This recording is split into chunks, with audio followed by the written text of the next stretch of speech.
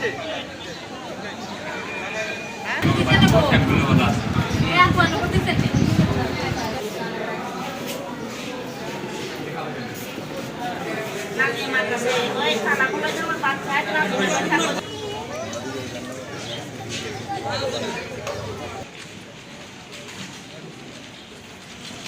তো নিজেও ক্যাম্পিং করেছিলাম, তো ওখানে আমি দেখলাম সবাই স্বতঃস্ফূর্ত ভাবে ভোট দেওয়ার জন্য উৎসাহিত। তো আমি এসে দেখলাম যে এখানে ভোট কেন্দ্রে আসলে অনেক, সত্যি সবাই এসেছে, আমার অনেক আনন্দ লাগছে।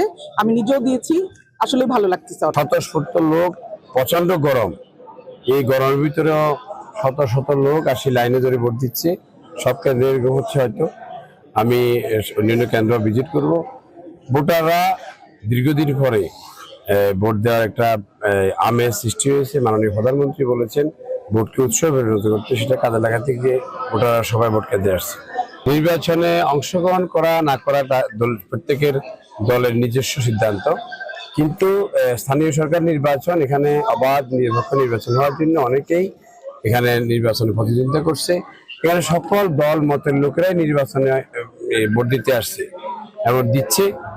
আমি আশা রাখবো যে আমাদের এলাকায় বা ছাউনি উপজেলায় যত জনসাধারণ আছে ম্যাক্সিমামে ভোট দিতে আসবে।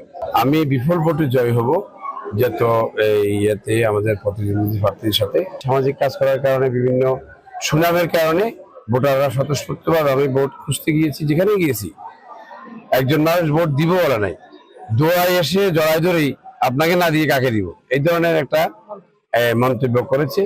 এই জন্য আমার বিশ্বাস যে সকলেই একটু কষ্ট করে যদি আসে, যেভাবে আবেগ দেখিয়েছে সেভাবে যদি আসে স্বতঃস্ফূর্তভাবে, তাহলে ম্যাক্সিমাম ভোটারই কাস্ট হবে এবং আমি 90% টোটাল কাস্টের 90% ভোট পাওয়ার আশাবাদী।